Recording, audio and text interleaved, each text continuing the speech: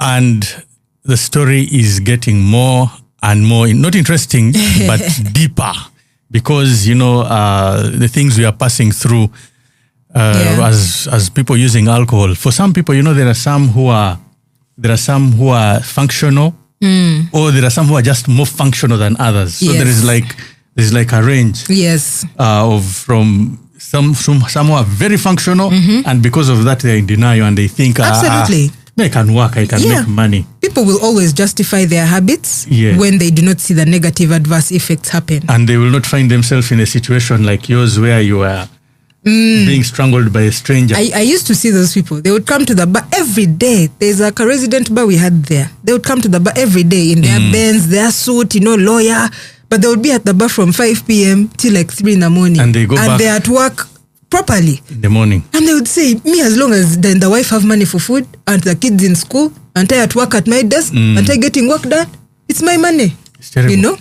It's terrible. Yeah. So let's get back to the story. This is Mind Matters on Stream UG Radio. You can find us on Stream UG Radio. Download the app, or you can just get us directly on www.streamradioug.com. On Facebook, on Instagram, on TikTok, we are all still on Stream UG Radio. And Twitter, we tweet throughout the week, and even stories about what we are doing will be tweeted on Stream UG Radio as well. And we have a WhatsApp line. If you want to send us any queries, our WhatsApp line is 256-767-864228. I will repeat that again. Our WhatsApp contact is 256 plus 256-767-864228. Send in your questions, and if we are not caught by time, because these stories are too many, I first thought that because every time I was invited to radio, we were restricted to say an hour, and in that hour you have like 30 minutes. Yes. So I said that is not enough, and I'm like, So when I started this show, I said, let me give it 2 hours. We shall talk. We even get tired when we are talking, but we'll at least exhaust a little more. Yeah, absolutely. But for the past 3 shows I've had, it's still not enough. It's like you need the whole day. It's about, no, it's just, that's the thing about radio. Radio is about timing, timing and speech blocks. So, I mean, it's up to you. You have to maybe come with the points ready, because if you're a person who is a talker and a rambler like me. But the problem is you want them to get it. And even people still say, well, again, we say radio is a marketing tool. It keeps you wanting more. Yes. And yet you're trying to use it also to get. But it can be an advantage if you're a businessman also to say, okay, now come and see me and I tell you the rest for a small fee. Yes. Let's get back to your story before we get lost. So you are being strangled. Yeah, so he strangles me and then he tells me, are you going to stop screaming? I nodded, because now the guy had squeezed my neck, said yeah. Yes. So he puts me on the mattress and now he starts telling me the story. Yeah. Yes. So in telling me the story, he now narrates how the bartender sold me to his friend for 20K. And he told me that his friend who had bought me for 20K had become so drunk that he was unable to take me. Yes. So instead, this man now felt pity and he took me instead. And he now starts explaining to me and he says, but do you know that young women like you, do you know that we dispose of young women like you where after my colleagues use them? Some of them disappear. Their families now don't know where they are. They're now just missing cases. So that they don't report? So they put them off. So it's just part of their... No, because these are, usually they buy prostitutes, So it's usually like, I think, a protection. I don't know. I think it's something to do with like an army ego thing. I don't want any collateral, any witnesses, or anything. So he starts asking me, but you seem like a very... Even your English, you're a very articulate person. You understand, like, you don't seem like this kind of... What are you doing in such a place? I was so drunk. I was in such panic. I just told him, sir, I am sorry, but just know life has dealt me a bad hand. All I wanted was to get out of that room. You understand? So he starts telling me, he was like, but young lady, you seem like you're a very understanding person. Please be careful with your life. Yes. This is how you just die anyhow and things like that. So I told him, sir, please just help me. I just need to leave this room. It was about 7 a.m. I wanted to go to the other bar that opens in the morning and play music and drink. So he said, it's okay, you can go. So he gave me some money. I said, thank you so much. I staggered out of the room, looked for the nearest exit. I didn't even know where I was. I just looked, but I was still somewhere in Chanja. So I got outside. The first board, I told him, take me to this place. And it took me. As soon as I reached, I was in so much. I was trying to process what had happened. I just entered the DJ booth, just said, bring my drink, put it here, and I play music. That was the only way I was just going to. That very same day, at 3 p.m. from that place, a friend of mine, actually I was with Pam. Pam Lee. Pam Lee. I was with her. There was a house party. There was a house party down there. Yes. Mark Blessed says you need to mute one of the phones. We hear echoes. I think my phone... No, but my phone has no sound. Anyway, so, So we go to the house party. And when we get to the house party, now at this point, this is now day 4. Yes. Or maybe I can remove mine. No, it's okay. Leave it. Okay. So now I get to the house party. This is now Jack Bauer day 4. I'm now in a state of, I don't think I even knew my name. I was so drunk. Yes. So we walk into this place, to this house party. It's 3 p.m. Do you understand? Of a weekday. The place is full of unemployed youth of Kampala. Full drinking alcohol and smoking. So I walk into the place, go to the balcony. Because me, I was a smoker. I always wanted to be outside so people don't disturb me telling me, I don't smoke. Smoke your things from there. So I used to smoke from outside. So as I'm jumping, there were so many people seated on the floor. So I jump and I jump and I jump. As I'm jumping people to get to the balcony, I hear someone shout my name, Che! Me, I thought someone was happy to see me. I said, what? Then they shouted again, no, Che! So I look around, I said, what's going on? Me, I thought people were happy to see me and all of this. I can remove my phone. No, the echoes. you mute your... Okay, you continue, please. Yeah. So someone shouts, Che! So someone shouts, Che! So someone shouts, Che! So I turn and I'm like, yeah, why? What's happening? Then the whole room shouted at once, your leg! I said, your leg? So I looked down. Meanwhile, I'm holding a glass which I have carried from the other bar. I walked throughout in Tinder with it and a cigarette. So I'm walking and then I looked down. Bill, my entire right leg had been sliced open like this. Yes.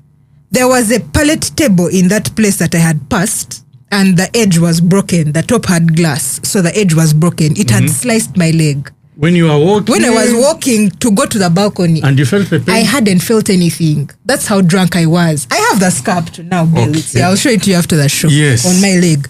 So, at that point, I looked down.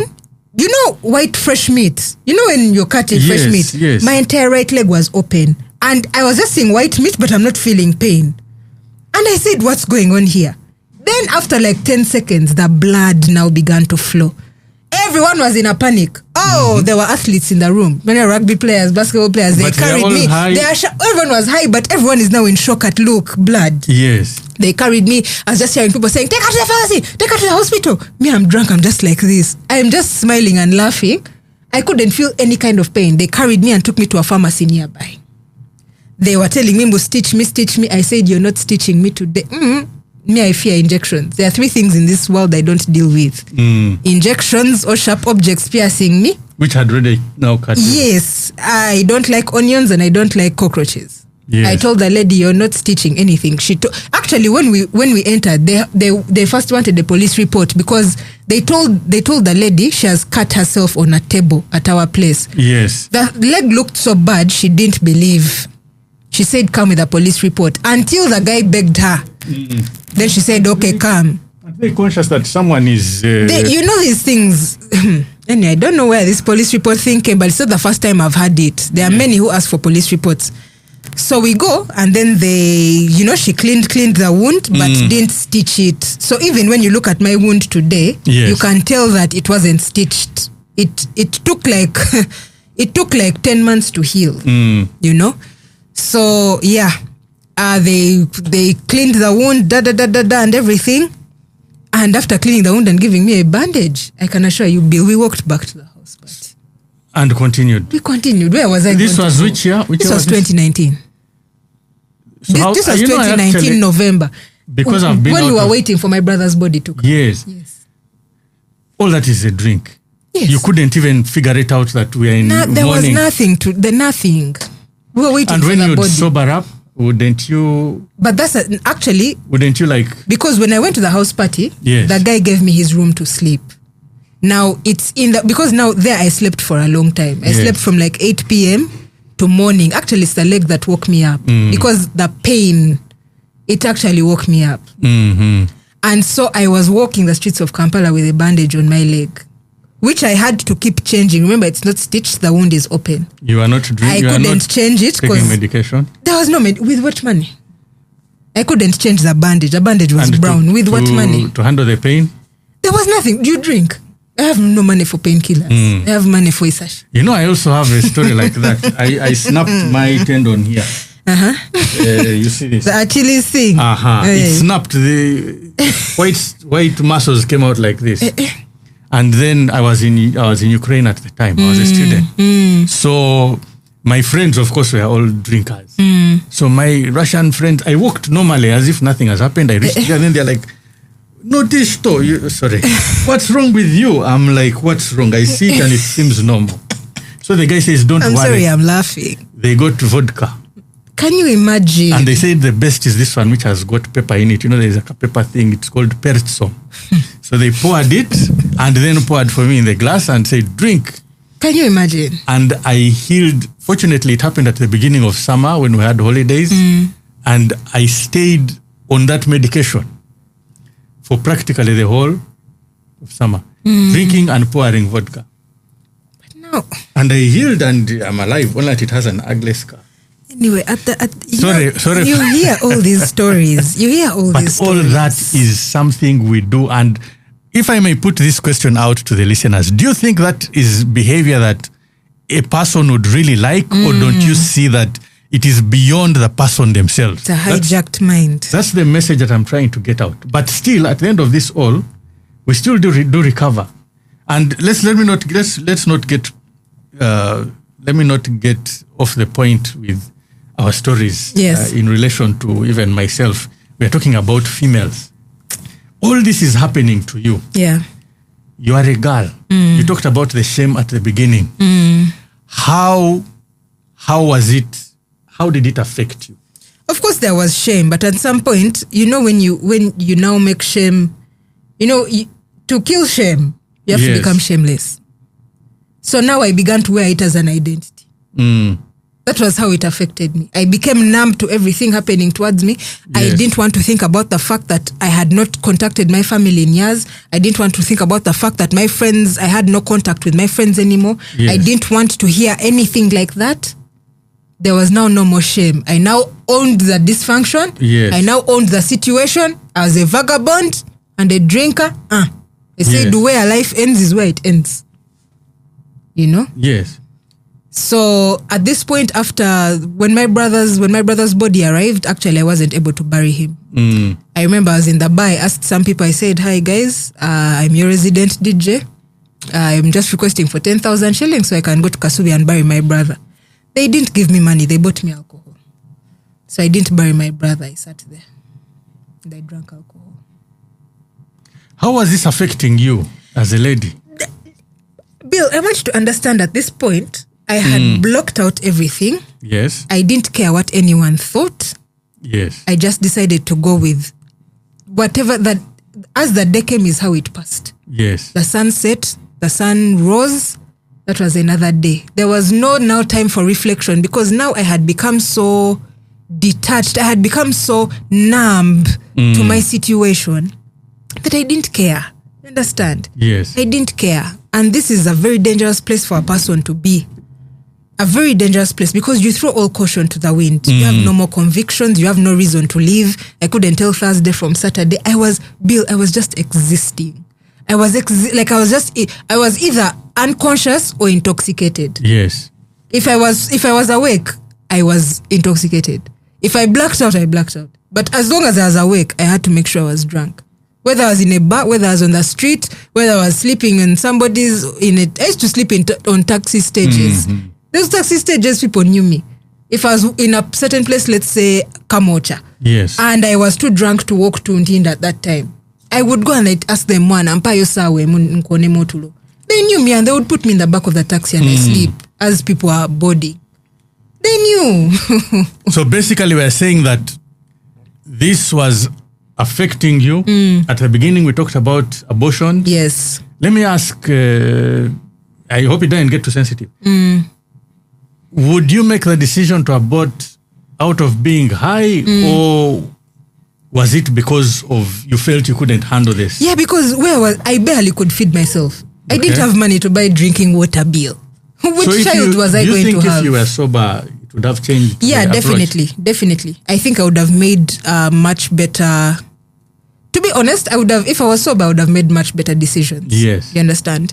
I think I would have sought counsel because I was making a lot of decisions in isolation. I kind of detached from friends and family because of the shame and the guilt, you know? So I even coming to my family and telling them that I'm pregnant out of wedlock.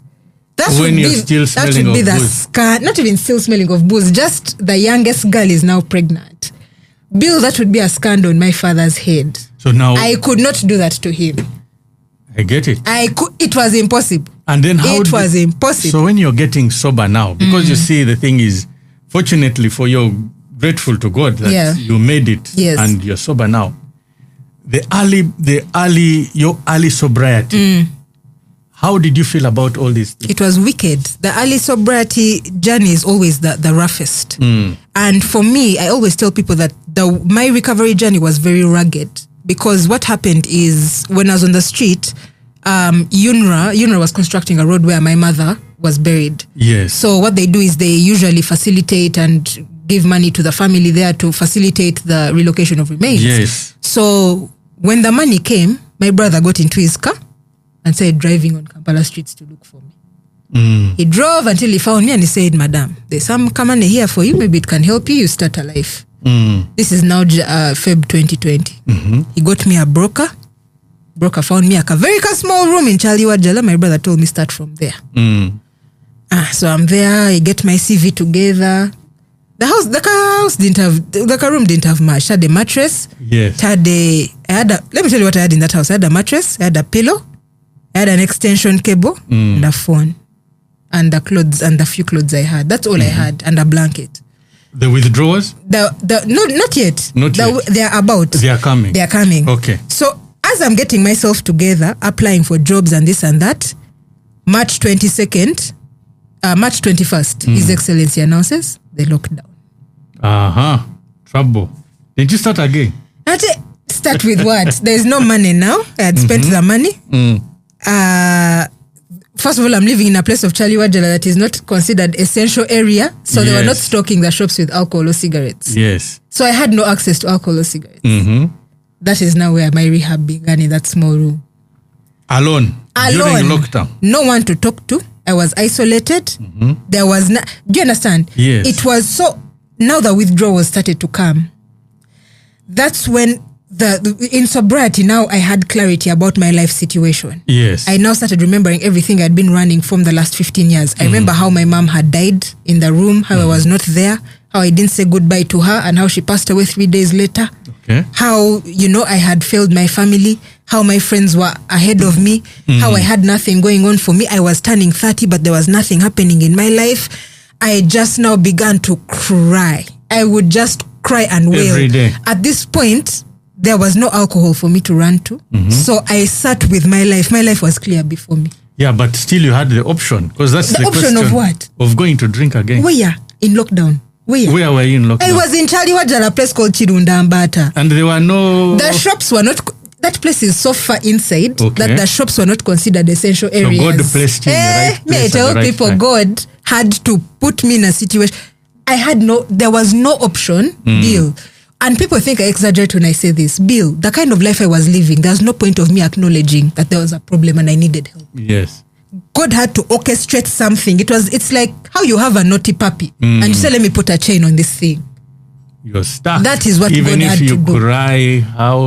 No, but I had to cry. Actually, writing the book, Woman, Fire, Grace, was my way of releasing. Because, Bill, I was just crying. I would cry to myself to sleep. I wake up, I'm like, oh my God, I'm still here. Then I start remembering the things all over again till I now started writing down the story. To remember the things from childhood. I wrote that book in tears. There are things in my life I had shut out. So when I would reach time to write them, I would sit and I would cry and I would cry. But that was the healing that I needed. Because all this me wandering on the streets and numbing out things, it was escapist. That was escape I was now avoiding.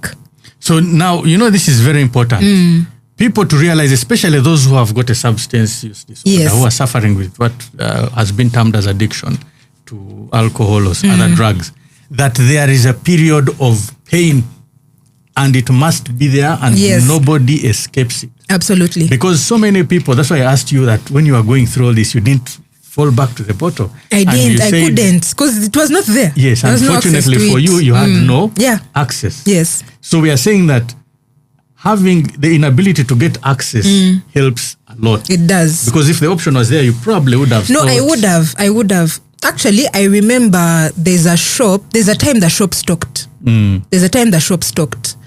Like around, let me see, lockdown was announced in March. Around mid-April there, it would stock.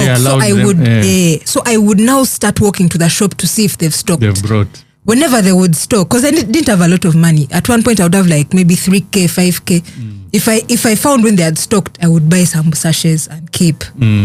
But so you see, there was inconsistency. I would drink, and then the withdrawals would come. I would drink, then I would have long periods of time without the alcohol, and then the withdrawals would be so bad. So it reached a point where I ran out of money, and also the alcohol now at the shop was just not being stocked. So now it just became a period of me in those four walls like this. Me, my thoughts, your own rehab and now. God. I was in a very tiny rehab.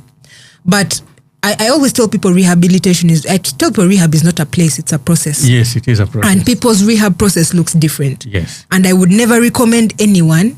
I've been to a rehab before to speak, and somebody asked me, so you mean you got better without going to rehab? I said yes, because rehab is a process, not a place. Rehab centers are simply controlled environments where the rehabilitation process happens.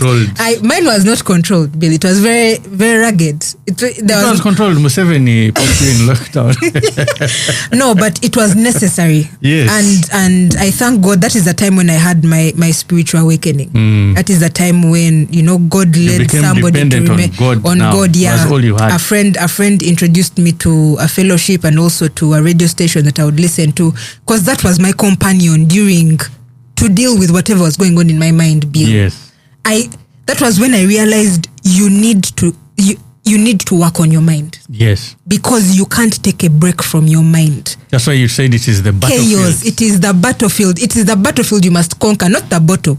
The goal is not sobriety. Yes. The goal is healing. Because a person can stop drinking and cross over to something else. So, when did now the pressure in your mind start easing down? The pressure began to ease down around July.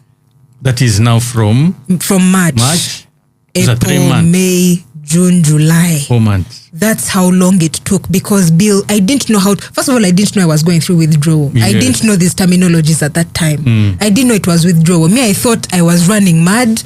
Me, I thought I was just depressed because of the shame and how everyone is now working. People are married. People have children. My friends, me, I didn't understand what was going on until I was able to now start to give language to my pain through writing the book. I've always loved writing since I was a child. Always loved writing, but of course when alcohol kicked in, it took over all my passions and everything. You became a DJ instead. Hey, make some noise for Mad Mission. Stream Radio, we are going to have a Makyeli night.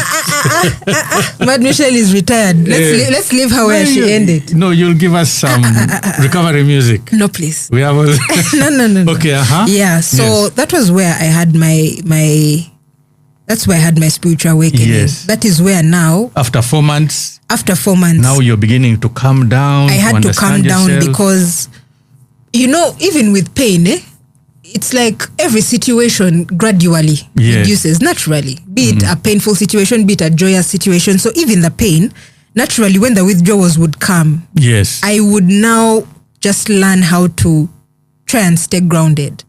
But of course, I was speaking to someone at the Soul Picnic yesterday, and they were saying that you did the steps without knowing you were doing the steps. Exactly, yeah.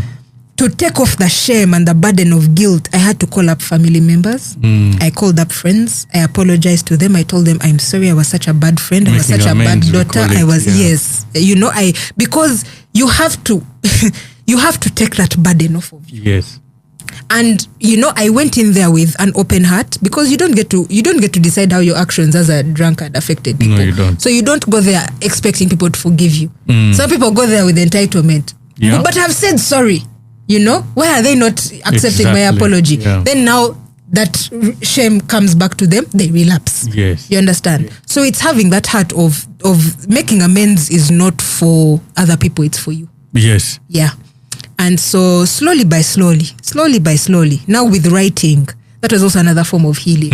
You write down Tell us chapter about 1. that book first, and before we go too far and forget about it. Okay, so the book is called Woman Fire Grace. I wrote it on a very small phone, which I still have now. Kabiriti. It's just a Kabiriti. Yeah. It was an iPhone 8. It was the first iPhones. Yeah. I can't even Where throw did it you away. get it from? My sister sent it to me. Okay. Because she realized you're sober now. Yeah. All right. She sent it to me. It was even a birthday gift. I started writing Woman Fire Grace on that phone. Yes. Because it was actually impressed on me by God. Said you need to actually deal with whatever bring to light whatever is making you run. The things that you're running from, bring them to light. So slowly by slowly, I just started writing my life from childhood, my experience with mom, how I had my first drink, and it was in between. That was the true healing process, because I would reach there are things from my childhood I had shut out, and when I would remember them, I would just sit and cry for like 3 days. But I needed to release that. Yes. There are things I was running from. There are things that I had blocked out because I didn't want to think about them. And so eventually the book was written. And I just have to say I thank God, because I've had so many good testimonies from people who have read it, who have resonated, people who have struggled, people who are looking for hope. Also people, especially, actually I was very surprised. Last week a lady made an order. Yes. To tell you, a lady called me and she made an order. And she said her 10-year-old son told her to look for the book because he wants to write a book report on it. Wow. How did that make you feel? I wanted to cry. I didn't know. I wanted to celebrate, wanted to cry. I said, now a 10-year-old.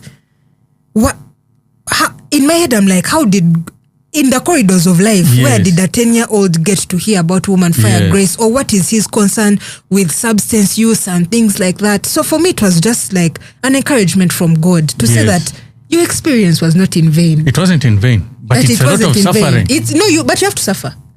Yes. You ask a person. So you suffer both in the problem. Yes. And you suffer again in your recovery because of the guilt, you have to shame, suffer. Yeah. Has it completely gone? For me, I believe that God just makes us stronger. It doesn't go. God just makes us stronger. So sometimes God just you have flashbacks. Of course, because life always happens to you. Life will always happen to you, but your healing is in your response. And you know why that is very important and why I repeated the question? It is because people think, and we talked about it before the show began, people think that when you recover, problems end. Actually, it becomes worse. Yes, because now... It gets worse before it gets better. That's one just know. Yes. People will tell you, if only you could stop, if only you could stop. Yes. But I like to also mention it this way, that the difference in this kind of pain is that when you're using, the pain keeps getting worse. Yes. But when you stop using, the pain keeps getting better. Yeah. So you graduate into something more manageable. And that's something people need to understand. It's what is your perspective of pain? You have to learn how to have that form of resilience, because in recovery, sobriety, it gets worse before it gets better. It gets worse. This is why people relapse very early, because they have not built that mental resilience. So I think for me, I needed to go through that time to build my threshold of pain, so that I don't run from the pain anymore. Because there are days now I can sit and remember my mom, but now I sit and I'm like, Kale, she used to cook.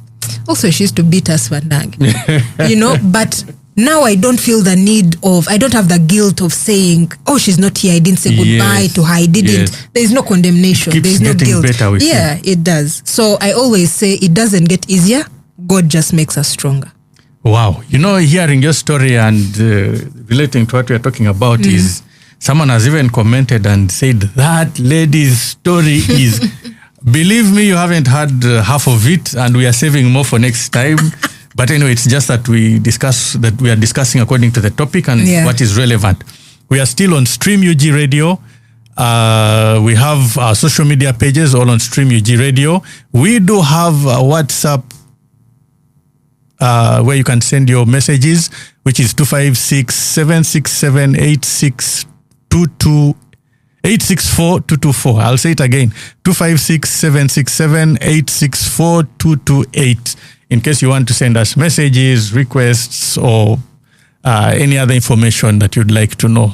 Live, if you go to www.streamugradio.com, you will find, you'll be able to get us. Share with a friend. Let them know that we are discussing very important issues that affect every family or workplace, or both.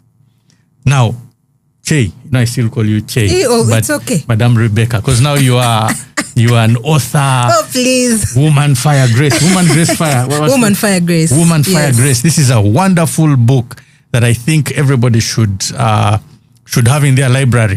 So you can actually connect with Stream UG Radio or her own socials. That is... I'm Rebecca Makyeli everywhere. Rebecca Makyeli. We chase the lumpen. But the name Makyeli, I didn't understand. I thought you were South African. It's my father's name. Is it from Sironko district? It's not South Africa. Is that how they say it, Makyeli? Yes, Makyeli. Oh, it's lovely. I like it. Makyeli. It's my father's name. And hence Che. Yes. Check him from you there. No longer use Che. I do. Whoever called me, actually. Whatever they choose to call you. Whatever. But I in 2020, I started getting used to Rebecca. I was in a place and someone was calling me, Rebecca. I wasn't here. Rebecca, in the same room. They called me 5 times. Yes. It's a government name. It's on paper. Oh, it's lovely having you in the studio. You should be here every day. You replace our DJs even. Wow. So let's continue. How females are affected by this. You're the best example. I don't know if there's another example that we have. They are there. And they are going to come out. Soon we are going to start the Your Empowerment Story podcast. Yes. And you must be my first guest. Bill, even if you call me at midnight. You must be my first guest because people need to put a face to this story. Right. And I don't know how many episodes we'll do, but we shall do until we exhaust it. Okay. All right. So let's go to stigma and social pressures. I know you have talked about them basically in your stories. Yes. But make it relevant to the stigma and social pressures that are unique to women. Okay. First of all, I'll start with the societal pressures. Yes. Women are expected to show up a certain way in society. When a man drinks a lot, he's blowing off steam. Yes. He's having time with the boys. When a woman does it, I always say, and I saw this from my mother, I always say that the sins of a woman are on her forehead. So wherever you go, the wrongs that you've done will always be carried on your forehead. And so when women are struggling with something, they find it difficult to come out and share about it because of how they feel they'll be perceived. Because why are you even dealing with that thing? Ngomukazi, why are you drinking alcohol? Yeah, and it's Ngomukazi, why are you in bars? Why do you have a cigarette? Why are you smoking? Do you understand? And so that's one of the things that is keeping. What I've noticed is that there's 2 ways, and I'll say this from my own experience. Yes. There are 2 ways that women deal with this. It's either they will shy away and fall into condemnation, or they will own it and make it a personality label. Have you ever seen women? I'll give you an example. There is a woman called, and please don't come for me, but there's a woman called Bad Black. Yes. You know me, when I meet shameless people, I know that there's something they're trying to cover. Okay. There's something they're trying to compensate for. Yes. You see a person like Bad Black, like the way her mouth has no filter. People who talk like that usually. Yes. It's because they are trying to cover up some sort of shame and things. Even if you hear the way she talks about promiscuity and sex, it's like, it's a good thing. Women, you sleep how you want. You But to be honest, women should not be behaving like that. Okay. Yeah. So if you try to make something that is wrong good, there's a problem there. Okay. And so I'll come back to the issue of substance use. Yes. Women now will make it that's how now you even have many alcohol influencers. Yes. You know, yes. you're now an alcohol influencer. For you now, even your content, you're being paid by a brewery to show that you've partied up to 4-6 in the morning. Yes. Do you understand? And it's okay. And it's okay. Yet on your same platform, you're showing how you're a mother. You're showing how you have children at home. What is this? Yes. Do you understand? So women are supposed to show up a certain way in society. And so women react differently. It's either they will fall in shame and condemnation, yes, or they will own it and come shameless about it. Like how I became the real Lumpen. Yes. You understand? With Lumpen what? The real Lumpen. No, I mean the company, Lumpen Media. Yeah. So that is the highlight for me. I'm not showing my ex account. You'll see the real Lumpen. I was even an influencer. Oh my God. I was a social media influencer that was homeless. Let me tell you. But anyway, so it's that's one of the issues. Yes. Then also seeking for help. There are many people who will acknowledge that they have a problem, but the next step of seeking help, there's a problem. Yes. Sometimes their families have, put them to the side. Themselves. Even the friends, the enablers that they used to have now don't understand how this thing has blown out of proportion. And so, they are in that place of limbo. Before you continue, I want you to concentrate a bit on that enabling factor. Because people don't understand how they are enablers. Yes. How would you explain to someone that they are enabling a situation? Like from what you're saying. If you know your friend has a drinking problem, take it upon yourself to not expose them to any situations with alcohol or to not have your hand in it. Just don't even suggest, we are here, come, and you understand. But also, this also comes to what our culture and society has become. Enjoyments, I now call it enjoyments because now it's no longer alcohol abuse. Yes, people don't even want to use that term. It's now enjoyments, and there are other things that come along anyway. Enjoyment. This thing you call enjoyments, you need to understand at what point it becomes a problem. Enjoyments have been woven so much in our social fabric that it's now normal. Yes. It's so normal. Bill, when did we start drinking branch? When did we start drinking like this on Sundays? Sundays used to be rest days for even party people. It was the day in the week we used to rest. Yes. Now, it's now the new party day. Do you understand? Yeah. By now they have started as we are talking.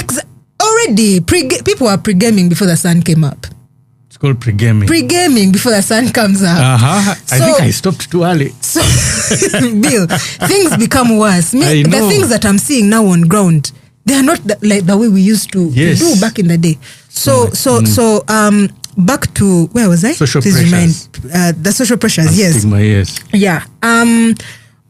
You were talking about the point of enabling. Enabling, yes. So, first of all, the reason as to why it's so hard to find out whether we are enabling people or not is, one, we don't even know yet when the drinking becomes a problem. Yes. Because now drinking is just normal. Now. It's because just they are comparing you to someone else, but this one drinks more than you. Exactly. How come you? All of us are drinking. We are all drinking on Tuesday. And we then all there's drink the one together who knows Thursday. that when I reach this point, I'll stop.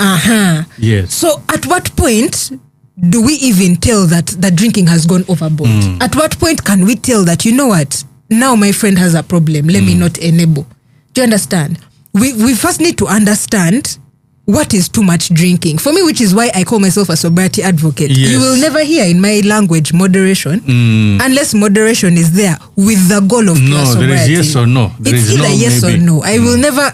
I was asked at a radio station sometime about moderation. I said, that word moderation is not there in my vocabulary. Yes. And it will never be.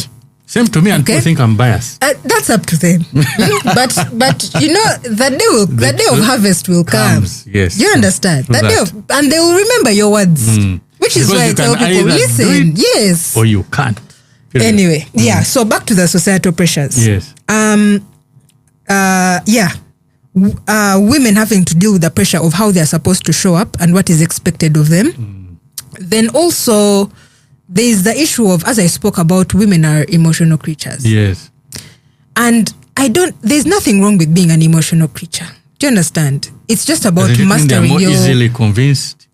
That's the thing. Yes. But you see, at the end of the day, we need to learn what emotional management and emotional mastery is, especially when you're a woman. Yes. Yeah. If there's anyone who needs emotional management more, it is women. Otherwise, this is how we end up in self-medication. Yes. Which is very dangerous. A lot of women self-medicate. Yes. Happy hour. They call it therapy, actually. I hear me and my friend out for it. It's actually TikTok content. Point of view, me and my friend out for therapy. Yes. And they show you the restaurant happy hour offer. It's now content. That's what they call therapy. Yeah, but this is the culture and the society. I know, I read it somewhere and I was like... Yeah. So this is what's actually affecting women. And this thing of societal pressure, I always look back at my mom's situation. And as much as I was young, I will never know until this day, but I really believe that my mother was dealing with something that she couldn't talk about. Okay. Because there is nothing, it's not that she was a bad person. My mother's a good person. She was generous. At any point of time, we had a relative living with us, She was a very lovely person. But what would push a woman who, it's not that we were very blessed. Yes. Yeah. To stand here and say that we struggled financially as a family, I would be lying through my teeth. My father is a retired pilot. We grew up very well. We went to the best schools. We traveled every holiday. I know. I always wished mine was a pilot, not a doctor. So I look back, and with what I know now, I understand that she was dealing with something that either overpowered her or she just didn't know how to. Maybe the option of counseling and therapy those days maybe was not. Yeah, it wasn't as available as it is now. You know? And so I look back and I say, you know what? We should never judge people. Yes. We should never judge people's situations. Somebody asked me on a podcast and she said, Tracy Kawabito, she was me on a podcast, and at the end she said, if you were to say anything to your mom right now, what would you tell her about her? And I said, I don't judge her for what she was doing. Because now, after going through it, I understand that life happens to people. Yes. But for some people, they did not know how to not make a bad day not turn into a bad life. Yeah. So, and now you see, because of these pressures and the stigma, it causes now seeking treatment to be difficult and recovery. Of course. You know? So can you name those barriers? Let's start with the money. Now economy ojilava. Really. A person, I'll tell you, when Ahavalife was doing some sobriety coaching, people, it was actually very affordable, very cheap. But I'll be very honest with you, a person would rather use that money to go back and drink than to actually commit to a whole month of sobriety coaching. Because they are paying for something that's not comforting them. It's not comforting them because it's just about priorities. Really, if your sobriety and getting better is a priority, you will put value on it. You know, there is a gentleman within my circles whom I have offered free counseling and therapy. But he will, it's over 6 months now. Yeah. And when he gets into deep problems, they call you. And you see, that's the thing. Not come up. And you see, that's the thing. Because at some point I asked myself, but God, what is the problem with these people you have sent to? Because a person will sit and talk to you and tell you, I have this problem. And they usually take a long time to tell you their problems, why they need help. I need my family, my wife, I don't lose my children. I tell them, okay, sign up. We have sobriety coaching packages here, this and this and this.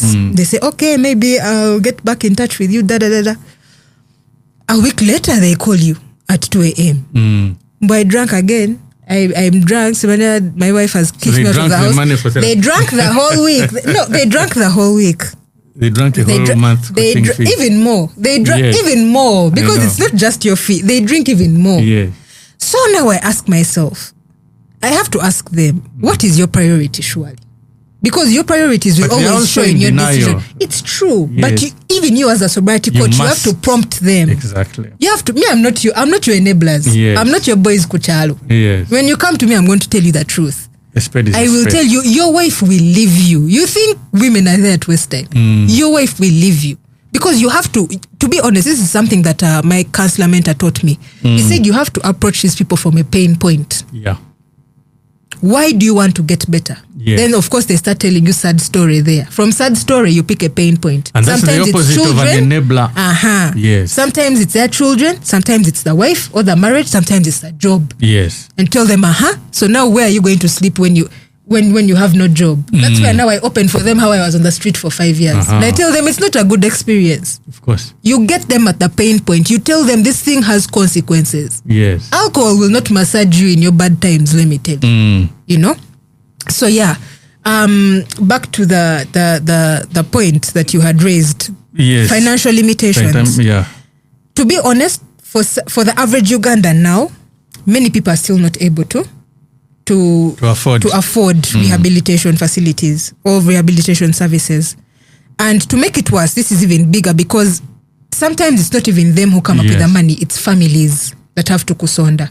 And the problem is, people think rehabs are like microwaves. Yes. Of you tell them we have a thing of 90 days. After 90 days, we'll see how. So they think because they've put in so much money, after 90 days, she must come out like popcorn. Yeah, how you put popcorn in a microwave, she must come out ready and healed. Then when you go back and you say that, we've evaluated, it seems she needs to stay a bit more. Yes. They now start, no, you people, you're thieves, you're trying to rob us.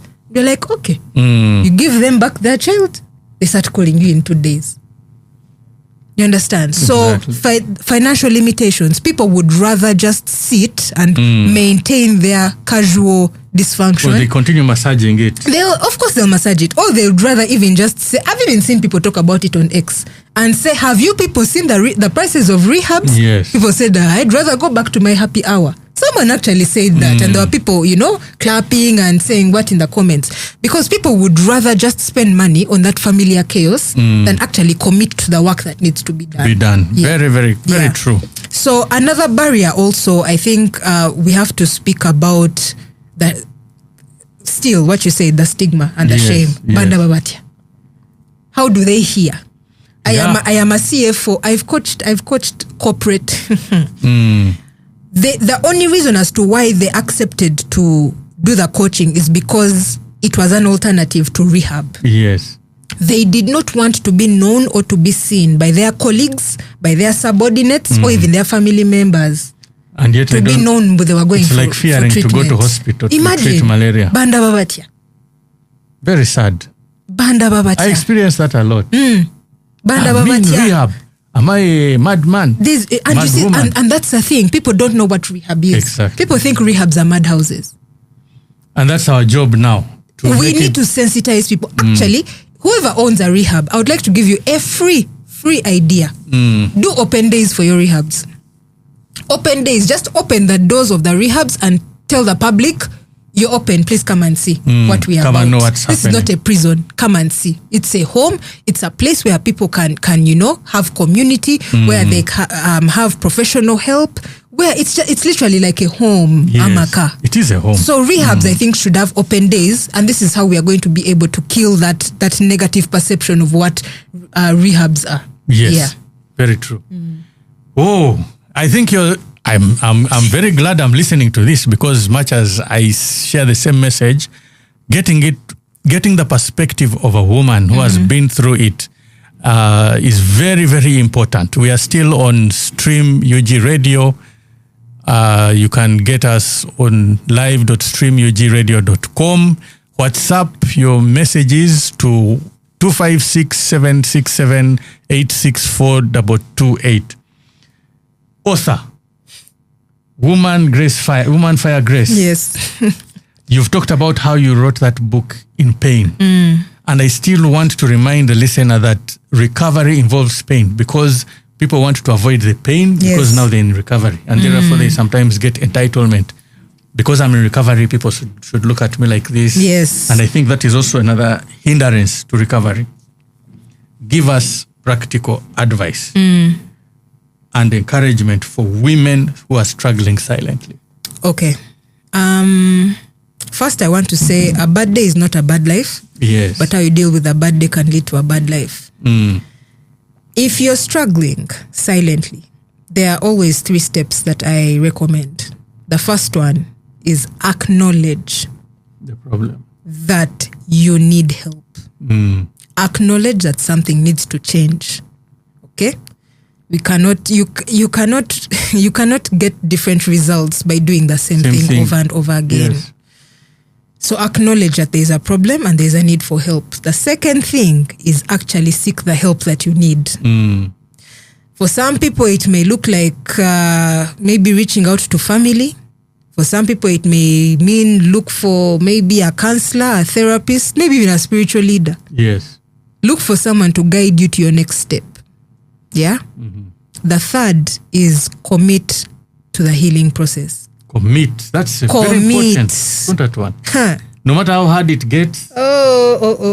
Commit. Because I've seen people who have attempted the sobriety journey and after 72 hours, they are calling me and saying, thank you for your services. But I can't go through with this. Yeah. But there are some who quit even after 3 months, 6 months, 1 year. Even 10 years. Even 10 years. Yeah. Why? So, because you see, this is the thing, Bill, and I keep telling people, addiction has no template. Yes.